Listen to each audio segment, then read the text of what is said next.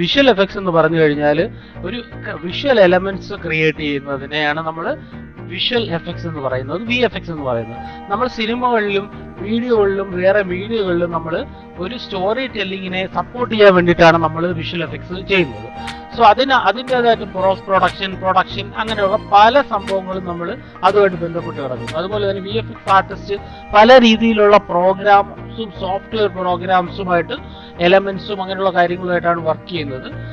ഒരുപാട് സോഫ്റ്റ്വെയർസ് നമുക്കറിയാമല്ലോ, green screen remove ചെയ്യുന്നതായിട്ടുള്ള പല മാറ്റ് പെയിന്റിങ്, അതുപോലെ കമ്പ്യൂട്ടർ ജനറേറ്റഡ് ഇമേജസ്, അതുപോലെ അതൊരു മോഡേൺ ഫിലിം മേക്കിംഗ് ടെക്നിക്കിനെയാണ് നമ്മൾ VFX എന്ന് പറയുന്നത്. നമുക്ക് ഉദാഹരണത്തിന് പല സോഫ്റ്റ്വെയർസുമായിട്ടുള്ള ന്യൂക്ക്, PF ട്രാക്ക്, സില്ലൗട്ട് അങ്ങനെയുള്ള പല രീതിയിലുള്ള സോഫ്റ്റ്വെയർസ് ഫിലിം മേക്കേഴ്സ് റിയലിസ്റ്റിക് ആയിട്ടുള്ള വിഷ്വൽസിന് വേണ്ടിയിട്ട് ഉപയോഗിക്കുന്നുണ്ട്.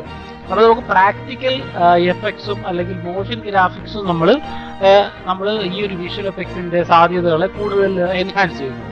അതുപോലെ തന്നെ സ്റ്റോറി ടെല്ലിങ്ങിന് ബേസിക് ആയിട്ടും ഒരു മൂഡിനെ, അതിൻ്റെ ആ ഒരു പർട്ടിക്കുലർ ഷോട്ടിന്റെ മൂഡിനെ എൻഹാൻസ് ചെയ്യാനും അതുപോലെ ബ്ലെൻഡ് ചെയ്യാനും, വിഷ്വൽ എഫക്ട്സ് ബ്ലെൻഡ് ചെയ്യുന്ന അറിയാത്ത രീതിയിൽ, അതായത് വിഷ്വൽ എഫക്ട്സ് ഷോട്ടിൽ അപ്ലൈ ചെയ്തിട്ടില്ല എന്നുള്ള രീതിയിൽ കാണിക്കുന്നതിനെയാണ് നമ്മളൊരു നല്ല VFX ഷോട്ട് എന്ന് പറയുന്നത്. അതായത് മോഡേൺ ഫിലിം ഇൻഡസ്ട്രിയിൽ VFX വളരെ അവിഭാജ്യ ഘടകമാണെന്ന് തന്നെ നമുക്ക് പറയാൻ സാധിക്കും.